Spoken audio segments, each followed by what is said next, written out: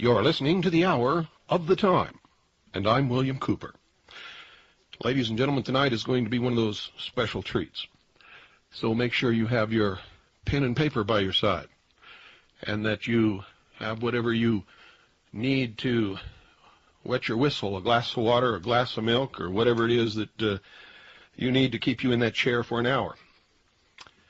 Get you a bag of pretzels, because you're not going to miss, or you're not going to want to miss, I hope you don't miss, one single word of this broadcast. It is essentially, you could add it on to the Mystery Babylon series. So those of you who have that series, it might be a good idea to tape this broadcast. Consider it part of your continuing education into how we got here, and who's bringing it about, and what does it all mean. Tonight's not going to solve that. It's going to present you with a mystery. But nevertheless, this mystery is crucial to what is happening today. And I believe that when it's ultimately solved, what will be presented to the world will be a deception of a great magnitude, and could, in fact, literally destroy the Christian church. So if you're a Christian, you should especially listen. Ladies and gentlemen, President Woodrow Wilson said this, quote, "There is a power so organized, so subtle, so complete, so pervasive, that they had better not speak above their breath when they speak in condemnation of it." End quote. Now bear in mind that this was the President of the United States of America, a very powerful man, a very well-connected man. He knew what he was talking about. History is replete with whispers of secret societies, accounts of elders or priests who guarded the forbidden knowledge of ancient peoples. Prominent men meeting in secret who directed the course of civilization are recorded in the writings of all people. The oldest on record is known as the Brotherhood of the Snake, also called the Brotherhood of the Dragon. And it still exists under many different names. The Brotherhood of the Snake is devoted to guarding the secrets of the ages, and to the recognition of Lucifer as the one and only true God. If you do not believe in God, Lucifer, or Satan, you must understand, ladies and gentlemen, that there are great masses of people who do. I do not believe in racism, but millions do, and their beliefs and actions based upon those beliefs will affect me, regardless of my belief. It is clear that religion has always played a significant role in the course of these organizations. Communication with a higher source, often divine, is a familiar claim in all but a few. The secrets of these groups are thought to be so profound that only a chosen, well-educated few are able to understand and use them. These men use their special knowledge for the benefit of all mankind or so they say. And we know that some actually do. At least, that is what they claim. But how are we to know, since their knowledge and actions have been kept secret? Well, ladies and gentlemen, for those who are diligent and who search, it is all there. Some of it has become public knowledge. The greatest percentage is hidden in esoteric writings concealed by a language of symbology.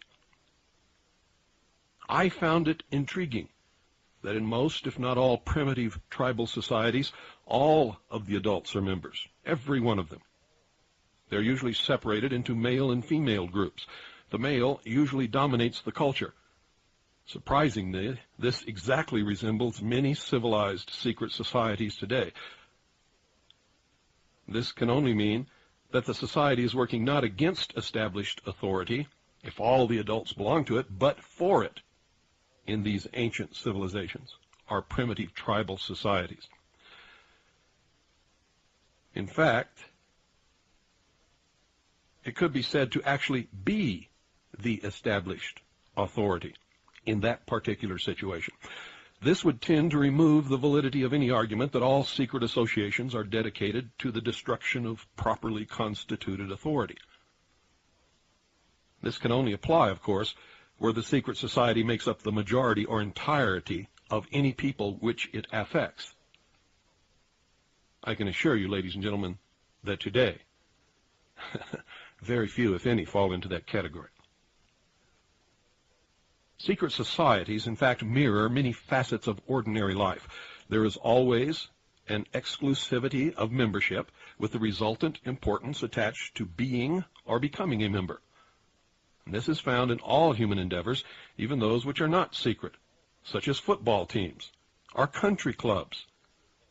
This exclusivity of membership is actually one of the secret society's most powerful weapons.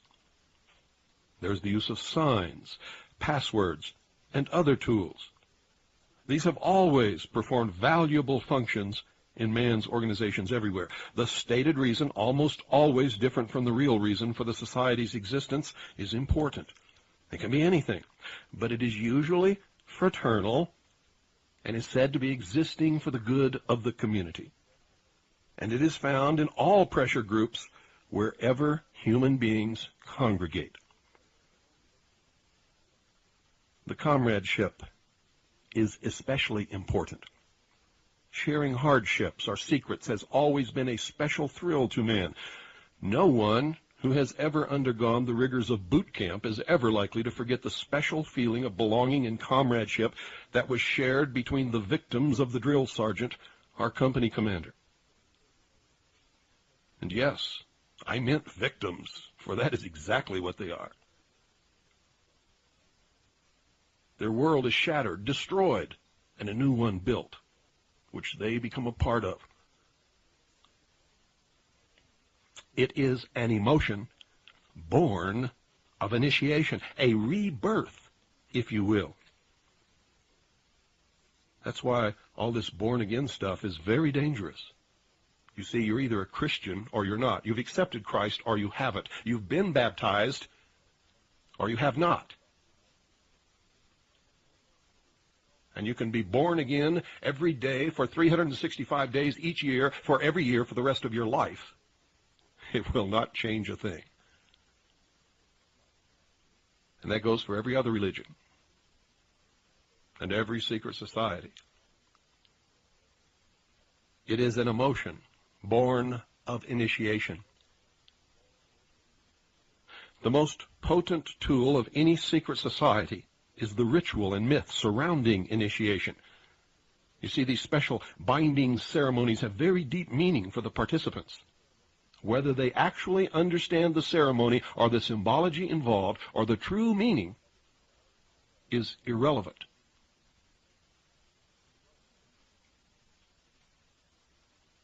It is the specialness, the emotion,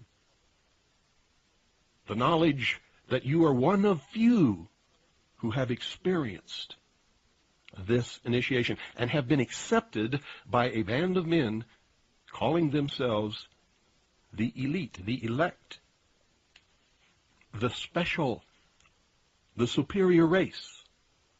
Pick one or pick all, because they usually all apply. Initiation, ladies and gentlemen, performs several functions which make up the heart and soul of any true secret society. You can form a secret society if you wish, but without some kind of special initiation that separates that person from the rest of the world and gives them literally, in their mind, an emotional rebirth, a new chance, with a brotherhood or a sisterhood who have pledged everlasting allegiance to that person. Like boot camp, the initiation into the armed forces, important aspects of human thought that are universally compelling are merged to train and maintain the efforts of a group of people to operate in a certain direction. Initiation bonds the members together in mysticism. Neophytes gain knowledge of a secret, giving them special status. The ancient meaning of neophyte is, quote, planted anew or reborn, end quote. A higher initiation is in reality a promotion, inspiring loyalty and the desire to move up to the next rung. The goals of the society are reinforced, causing the initiated to act toward those goals in everyday life. Most never even realize what they are doing. But that brings about a change in the political and social action of the member. The change is always in the best interest of the goals of the leaders of the secret society. The leaders are called adepts, priests, the illumined ones. 1,000 points of light, the stars in the firmament of the heavens. And I could go on.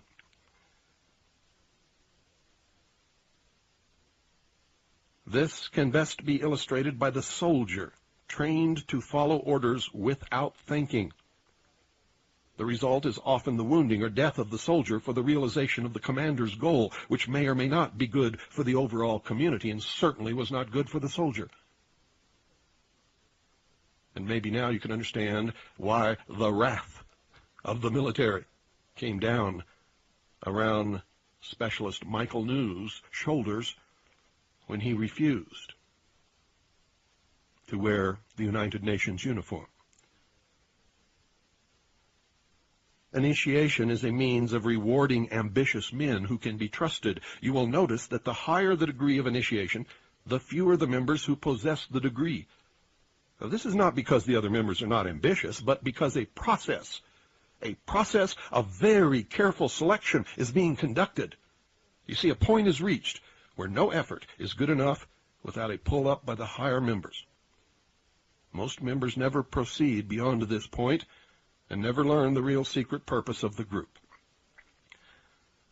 The member frozen at that point, from that point on, serves only as a part of the political power base, as indeed he has always done, and provides a political consensus that leads the body politic in a direction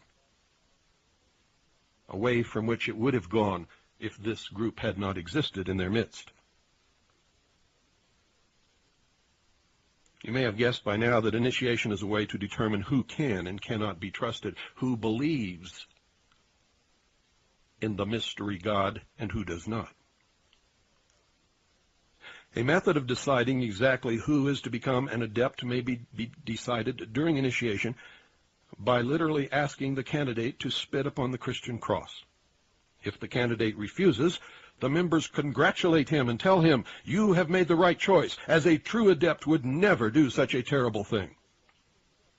The newly initiated might find it disconcerting, however, that he or she never advances any higher, no matter how hard they work, study, participate, or beg.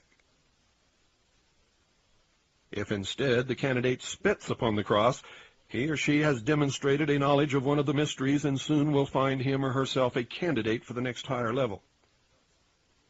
You see, almost all of these require a belief in a higher being, but they never, ever tell you who that being is. And it is forbidden to mention the name of Jesus the Christ in the lodge. And that should give you a clue. The mystery, literally, is that religion is but a tool to control the masses. Knowledge or wisdom is their only God, through which man himself will become God.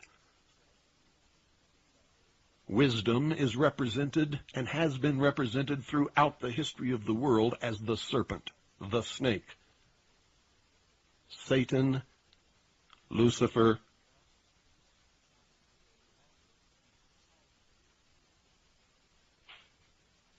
the snake and the dragon are both symbols of wisdom. Lucifer is the personification of the symbol. It was Lucifer who tempted Eve to entice Adam to eat of the tree of knowledge. Tree of knowledge. Tree of knowledge. Had nothing to do, ladies and gentlemen, with any apple. And thus free man from the bonds of ignorance. The worship, which is a lot different from study of knowledge, science, or technology, is Satanism in its purest form. And its god is Lucifer. Its secret symbol is the all-seeing eye in the pyramid. Undesirable effects of secret societies and their aura of mystery has sometimes given them the reputation for being abnormal associations, or at the very least, strange groups of people. Whenever their beliefs are those of the majority, they are no longer considered antisocial. A good example is the Christian Church, which was at one time a secret society under the Roman Empire. They were a minority, persecuted. In fact, the open, friendly secret society actually ruled most, if not all, of the known world at one time after when the Roman Empire became literally the Vatican. And the emperor became the Pope. It was a marriage. You see, the small cult of Christians were threatening the empire. And no matter how many they killed, 3 times as many sprang up to take their place. So a very, very wise Roman Empire named Constantine. Actually, he was not the empire, even though I'm sure he thought he was. He was the emperor. He married the Roman pantheon of gods with the teachings of this cult called Christianity, or Christians, and created what is now today known as the Catholic Church, from which all other Christian churches sprang.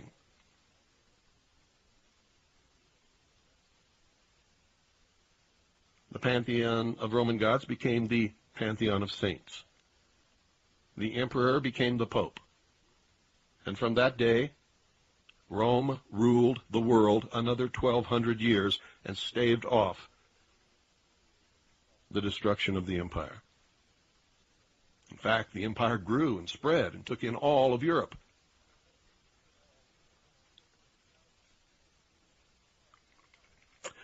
Most secret societies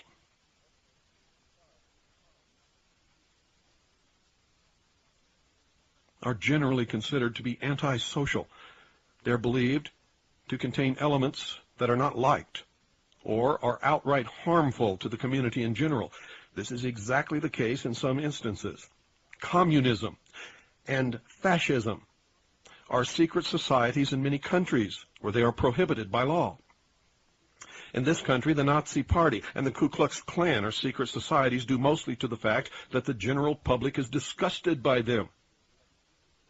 Their activities are sometimes illegal, thus the secrecy of their membership.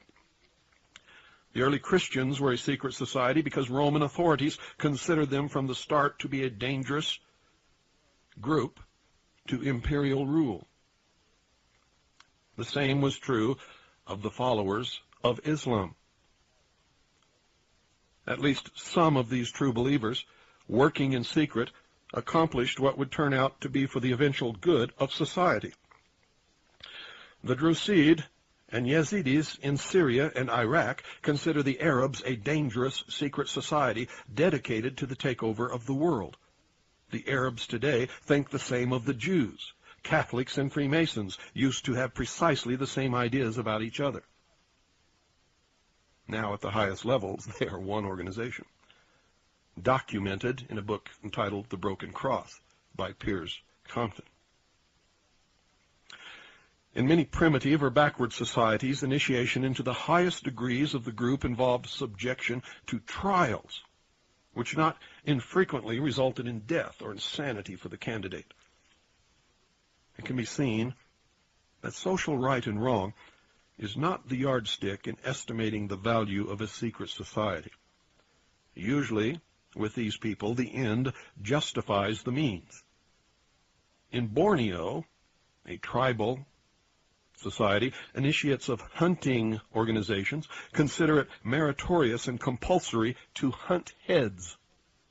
In Polynesia, infanticide and debauch were considered essential for initiation into their societies, where the tribal code needed members who indulged in these things as pillars of society. You see, since the beginning of recorded history, governmental bodies of every nation have been involved with maintaining the status quo to defend the establishment against minority groups that sought to function literally as states within states, or to oust the constituted authority and take over in its place, either by subterfuge, coup d'etat, or open revolution.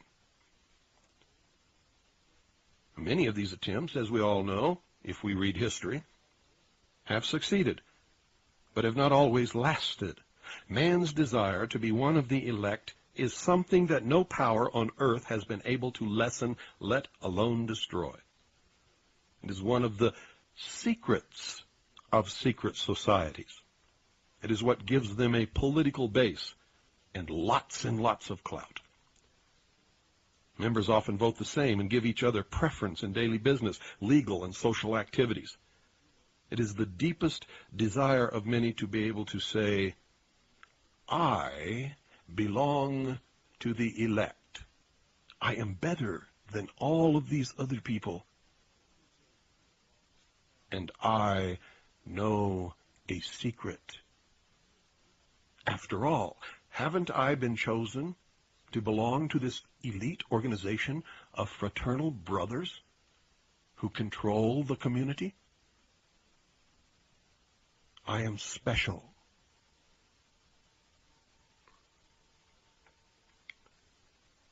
Houses of worship and sacrifice existed in all of the ancient cities. They were in fact temples built to honor the many gods. These buildings, ladies and gentlemen, functioned often as meeting places for philosophers and mystics who were in fact the priests and the leaders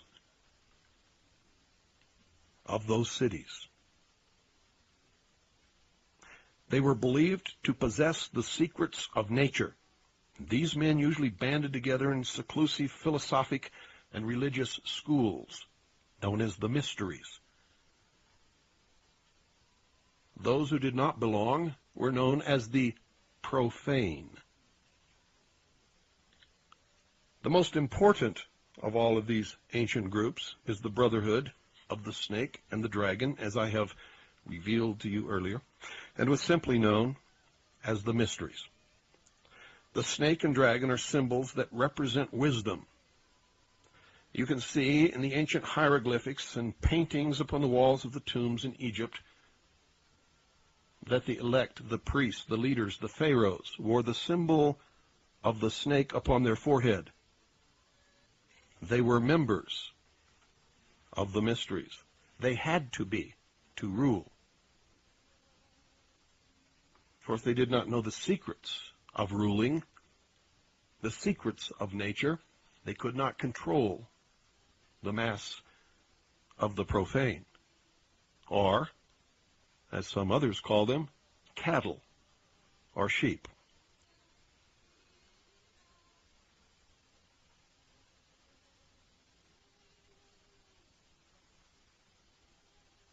The father of wisdom, ladies and gentlemen, is Lucifer, also called the light bearer. The focus of worship for the mysteries was Osiris in Egypt, another name of Lucifer. Osiris was the name of a bright star that the ancients believed had been cast down onto the earth. The literal meaning of Lucifer is bringer of light. The star is bright. The truth is light. Republic of Texas. Osiris was the name of a bright star that the ancients believed had been cast down onto the earth. The literal meaning of Lucifer is bringer of light, or the morning star. Many people have it all wrong. They look to the sky to find the morning star, and they point to Venus. And they are wrong. The star that rises in the morning, ladies and gentlemen, is the sun. The sun.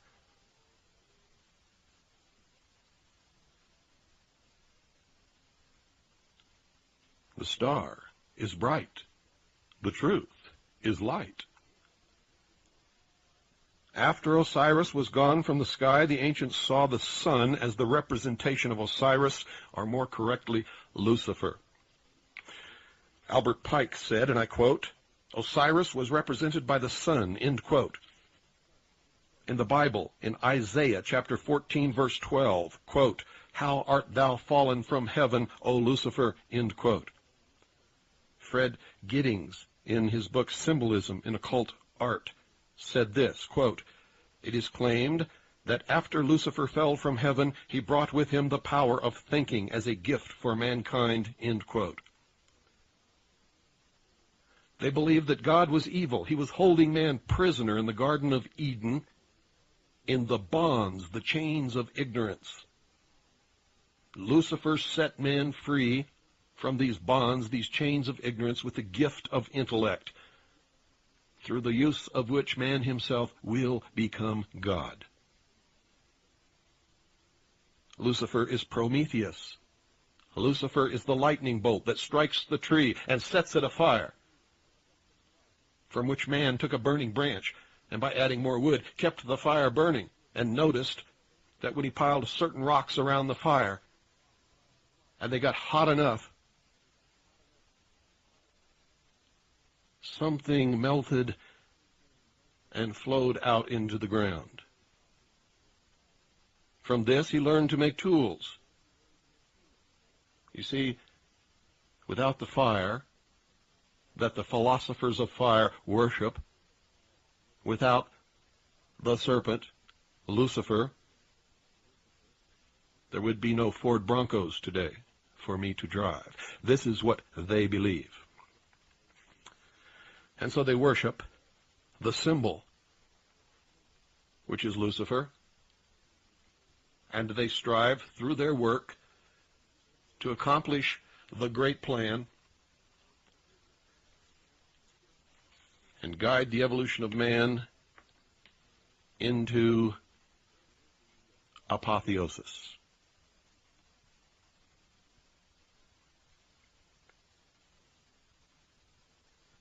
Most of the greatest monstrous rites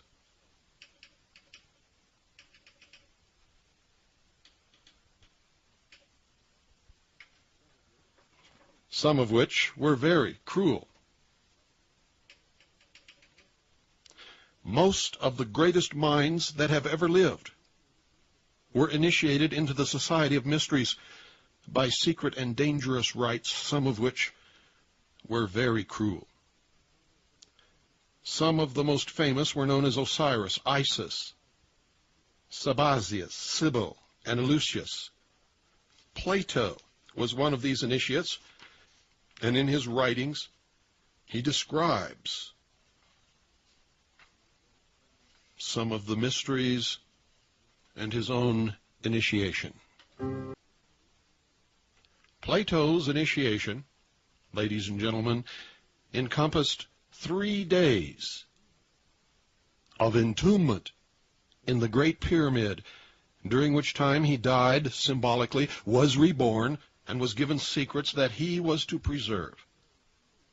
Plato's writings are full of information on the mysteries. Manly P. Hall stated in his book, The Secret Teachings of All Ages, that, quote, the illumined of antiquity entered its portals as men, they came forth as gods, end quote. And he was talking about the Great Pyramid of Giza. The ancient Egyptian word for pyramid was kuti, spelled K-H-U-T-I, which literally meant glorious light. Mr. Hall says also, quote, the pyramids, the great Egyptian temples of initiation, end quote. You see, ladies and gentlemen, they were never, ever tombs for anyone.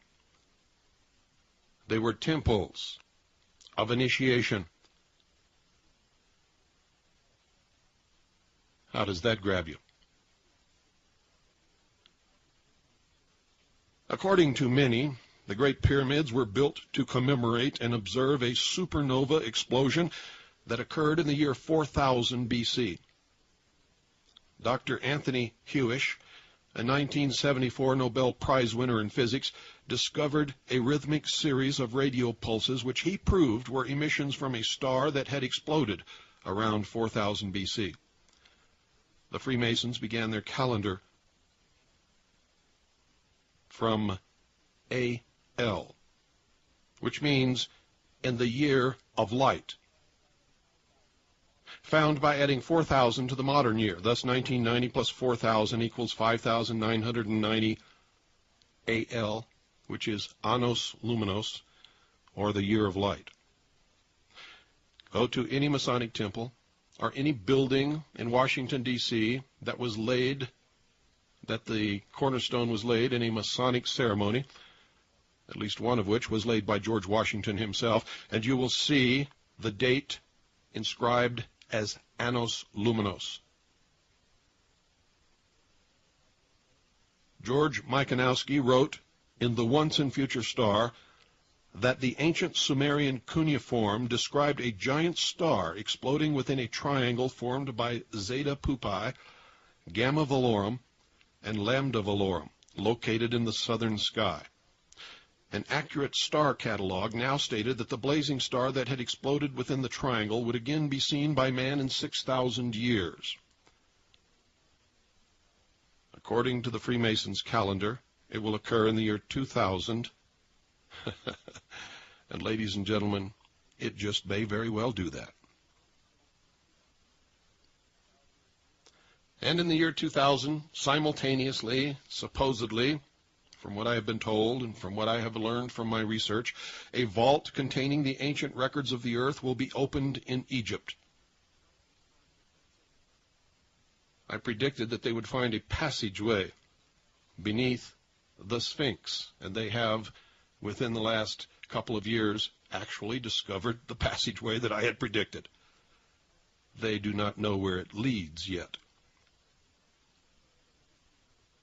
The return of Lucifer, represented by this great light in the sky, also described by Malachi Martin in his book, The Keys to This Blood, written with the blessings of the Pope, described that the Pope is now waiting for a great light which will appear in the heavens, signaling the greatest return of humanity to the church in the history of the world.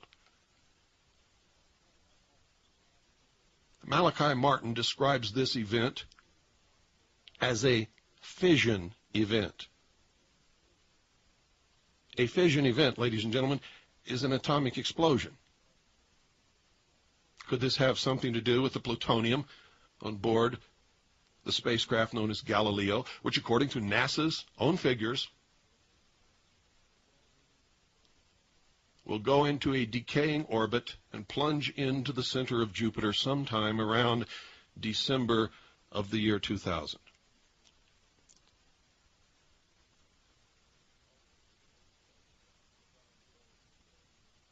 Galileo is carrying over 47 pounds of plutonium.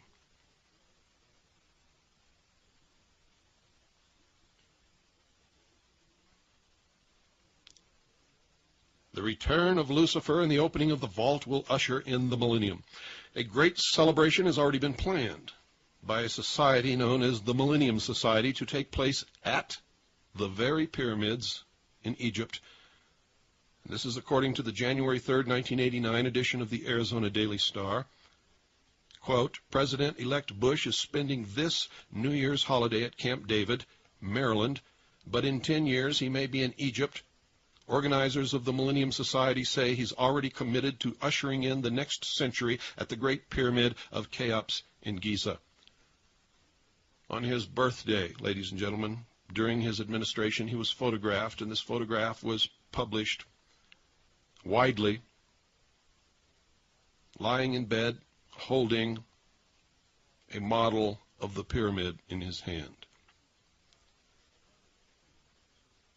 The first secret that one must know to even begin to understand the mysteries is that their members believe that there are but few truly mature minds in the world.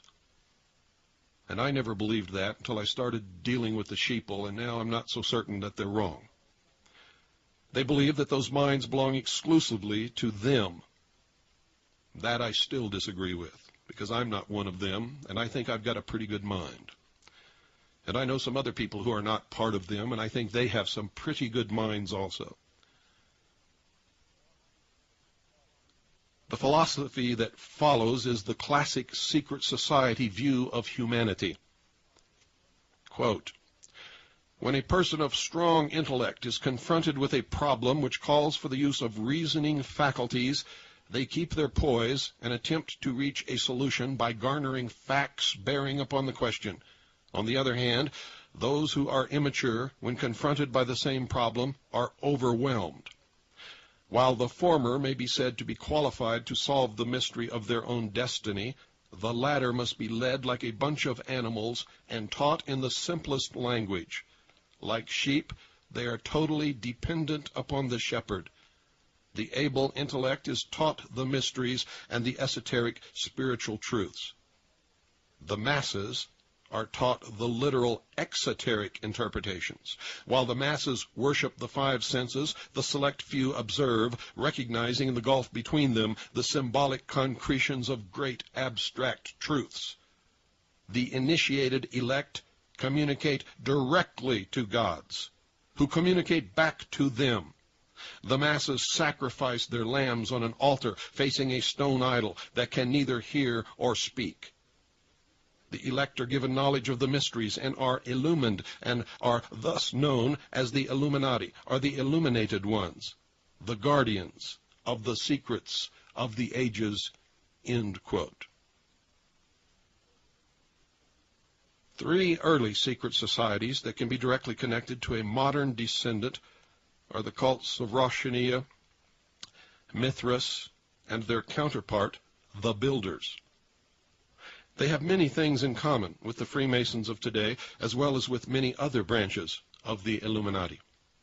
For instance, common to the Brotherhood are the symbolic rebirth into a new life, without going through the portal of death during initiation, reference to the lion and the grip of the lion's paw in the Master Mason's degree, the 3 degrees, which is the same as the ancient Masonic rites, before the many other degrees were added, the ladder of 7 rungs, men only, and of course, the all-seeing eye.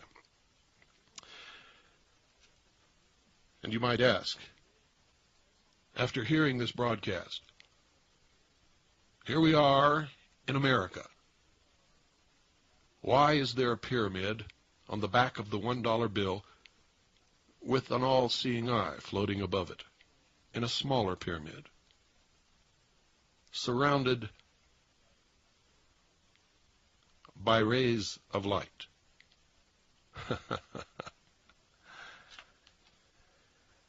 Of special interest is the powerful society in Afghanistan, in ancient times called the Roshania, or the Illuminated Ones. There are actually references to this very mystical cult going back through history to the House of Wisdom at Cairo. At one time, Arabia, ladies and gentlemen, was the seat of all of the knowledge in the world. In fact, they had the only universities in the entire world. The major tenets of this cult were the abolition of private property, the elimination of religion, the elimination of nation-states, the belief that illumination emanated from the Supreme Being who desired a class of perfect men and women to carry out the organization and direction of the world, belief in a plan to reshape the social system of the world by first taking control of individual countries one by one, and the belief that after reaching the fourth degree, one could communicate directly with the unknown supervisors who had imparted knowledge to initiates throughout the ages. Wise men will again recognize the Brotherhood. In fact, the Brotherhood today believes in these very same tenets. And if you are indeed observant, you can see that this is exactly what they have done and what they are in the process of completing. It's called socialism. Can you hear the echo of the Nazi Party? These liars, these deceivers, call those of us who love liberty and freedom and who would restrict the power of government and who would be responsible for our lives, Nazis. It is one of the greatest deceptions of the modern age, ladies and gentlemen, for Nazis were socialists. Hitler was a socialist. Nazi literally means National Socialism. Hitler nationalized everything. Hitler created programs for everybody on every level.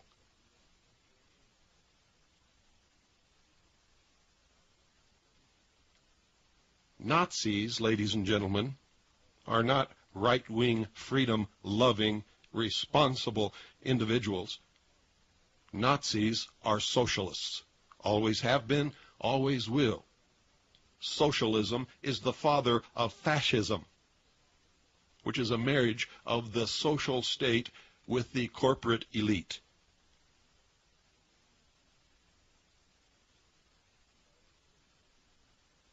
Have you fallen for the deception? Do you refer to people on the right as Nazis? And do you, as a member of the Nazi Party, call yourself right-wing? Claim that you love liberty and freedom? If you do, you've not only been lied to, but you're lying to yourselves and everyone else. You are, in fact, socialist fascists. And you are properly categorized on the left just above communism.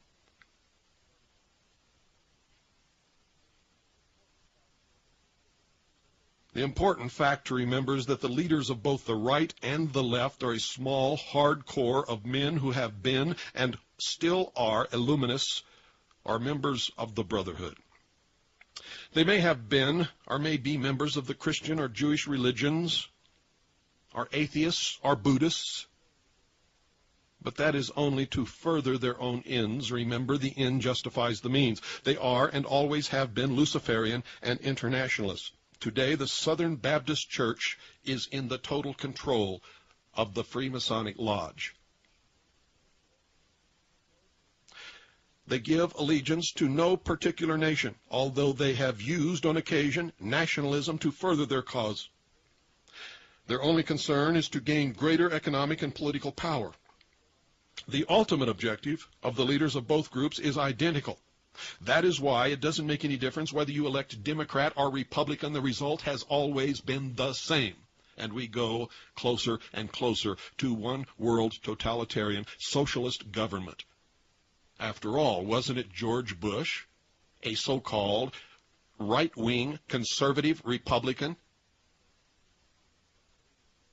who first used the term New World Order? They are determined to win for themselves undisputed control of the wealth, natural resources, and manpower of the entire planet. They intend to turn the world into their conception of a Luciferian, totalitarian, socialist state. In the process, they will eliminate all Christians, Jews, and atheists. And that's why you better stop picking on the Jews. The Jews who are involved in this, who call themselves Jews, are not Jews at all. And doesn't the Bible tell you something about that? Those Jews who really are Jews will be eliminated, along with fundamentalist Muslims. Now, you've just learned one, but only one, of the great mysteries of what is coming in the future. The Rosh Hashanah also called themselves the Order. Initiates took an oath that absolved them from all allegiance except to the order and stated, quote, "I bind myself to perpetual silence and unshaken loyalty and submission to the order. All humanity which cannot identify itself by our secret sign is our lawful prey," end quote. The oath remains essentially the same to this day. The secret sign was to pass a hand over the forehead, palm inward. The countersign to hold the ear with the fingers and support the elbow in the cupped other hand. Does that sound familiar? Have you seen people exchange these signs right before your nose, and you knew not what was happening? There are many other signs, a handshake, and many others. The 5 points of fellowship.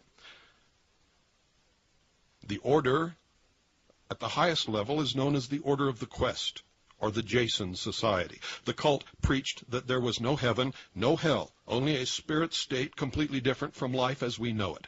The spirit could continue to be powerful on earth through a member of the order, but only if the spirit had been itself a member of the order before its death. Thus, members of the order gained power from the spirits of the dead members. Now listen to this very closely. And if you attended the Cure Convention in Wichita, Kansas, this last weekend, listen very carefully. You're going to learn something. The Rosh Hashanah took in travelers as initiates and then sent them on their way to found new chapters of the order. It is believed by some that the assassins were a branch of the Rosh Hashanah. Branches of the Rosh Hashanah are the illuminated ones, are the Illuminati, existed and still exist everywhere. One of the rules was not to use the same name and never mention the Illuminati. That rule is still in effect today. I believe that it is the breaking of this rule that resulted in Adam Weishaupt's downfall. And ever since that day, ladies and gentlemen, they call themselves fellow travelers. And this last weekend at the Cure Convention, one of the candidates for president, who was nominated but did not, was nominated to be considered for the nomination but was not elected, in his farewell speech, said that he was so happy to have met so many fellow travelers during the Cure Convention. All of you should read again the works of Hegel. The entire, and I mean the entire text of tonight's broadcast was taken from my book, the chapter entitled Secret Societies in the New World Order.